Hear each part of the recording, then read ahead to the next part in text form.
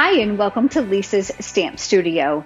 Today I want to give you a complete guide about heat embossing. Heat embossing is a technique for your paper crafts that allows the ink and the powder to turn to a beautiful enamel and foily finish. I'm also going to give you tips about colored heat embossing.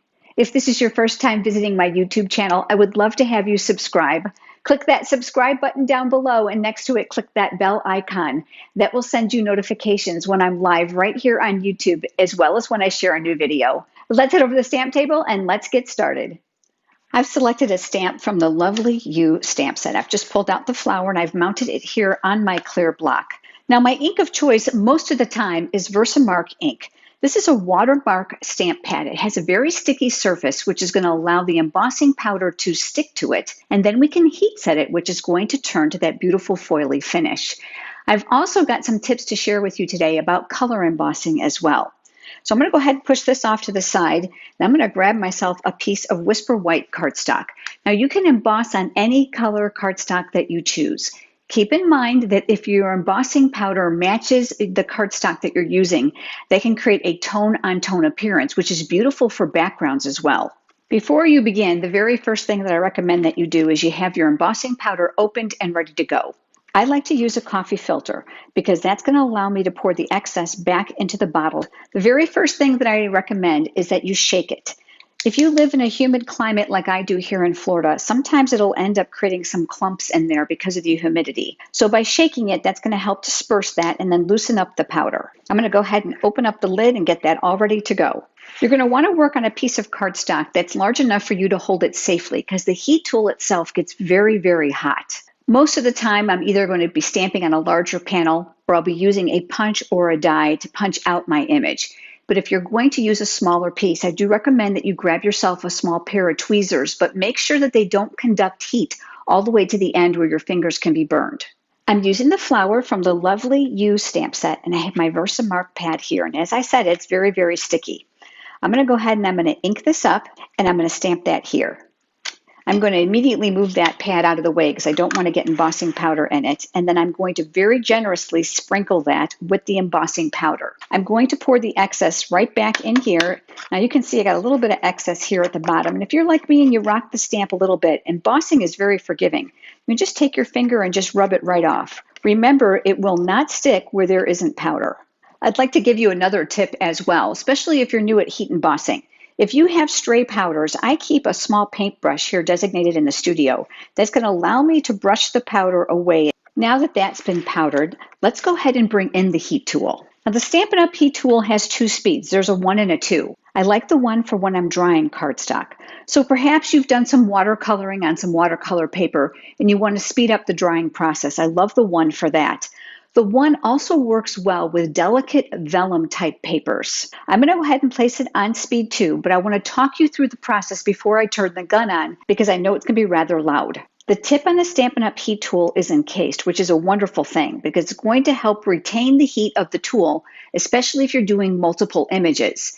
Once the gun gets hot, it's much quicker to work through repeated images to have them heat set quicker. I love the retractable stand. That's great for traveling as well as storage. The cord has ample length, and you're going to notice that there's vents on both sides. I do recommend that you don't put your hand over the vents. That will help prevent any overheating of the tool. When you turn the gun on, I like to keep it moving in a small circular motion. I like to work closely to the paper, and the reason I like to keep it moving is to make sure that I don't scorch an area because remember, you're providing a lot of intense heat here to transform that powder into a foily finish. I like to work in one area at a time and then move my way across.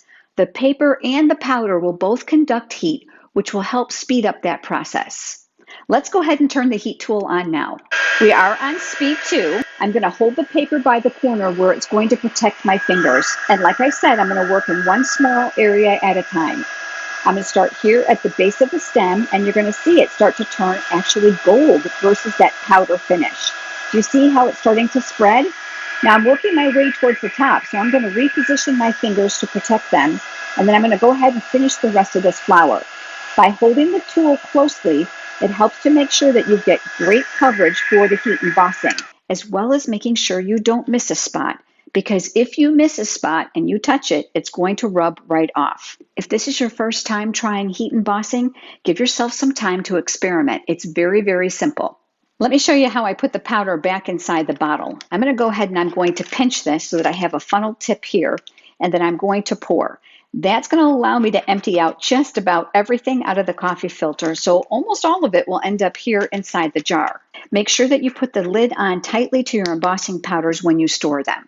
My second tip for you is about cleanup, because you will have some stray powder and you certainly don't want that to transfer to any of your ink pads. So I like to use this. This is half of a Swiffer cloth. So I cut them in half to make them a little smaller, and I just go over my work surface to pick up those stray powders. This is wonderful because you don't have to worry about putting water on any of your work surface and having that transfer to your cardstock, and that's going to leave this grit-free. Now let's talk about heat embossing colored images. Now, embossing powders come in many different colors, but with Stampin' Up, we have clear embossing powders, which is going to allow us to turn our regular dye-based colored ink pads into colored embossing. Let me show you how. I'm going to go ahead and ready this by shaking it up to loosen up the powder, and then I'm going to open up the lid in my coffee filter to have it ready. I have a piece of Whisper White cardstock here, and this time I've got the Pumpkin Pie ink pad. I'm going to go ahead and open that up, and I've cleaned my image off from the Versamark ink, and I've got it here. I'm going to go ahead and I'm going to ink that up. I know that my pad is plenty juicy enough for this, and I'm going to stamp. Then I'm going to immediately come over to the clear embossing powder and cover it. It's very, very important you do this before the ink dries. It's the only way that the embossing powder will stick to it. And then just as we had before, we're going to go ahead and heat emboss this. I'm on speed 2 again. I'm going to start at the bottom to protect my fingers, working the gun closely. Now remember, the gun is hot from our previous image, so this is probably going to work a little bit faster than the first time. And I'm going to gravitate towards the top. I'm going to go ahead and turn this to protect my fingers. I'm going to turn this so that you can see the glossy finish now that's over the actual ink pad color itself. Isn't that pretty? And it gives you a slight raised image. Here we have the gold one that we did previously, and we have the one in Pumpkin Pie, and I have several others for you. This is the silver. We also have the black here. I placed this right over the Memento black ink pad. And I have another one using white embossing powder, and this was done on dark cardstock. And you're going to find that white embossing powder on dark papers is really quite striking. Now, in addition to these, I embossed some other colors for you. This one is Gorgeous Grape. This one here is Just Jade and Daffodil Delight. There's lots of colors to heat emboss, as well as different ways that you can do so. And I hope today has given you a really quick beginner approach to your heat embossing. If you don't already have a Stampin' Up! Demonstrator and you are interested in receiving a copy of the current catalog, head over to lisasstampstudio.com and click on Catalogs. If you have enjoyed today's video, would you please give it a thumbs up here on YouTube, which is a like? It certainly helps. And I look forward to having you join me next time. Have a great day.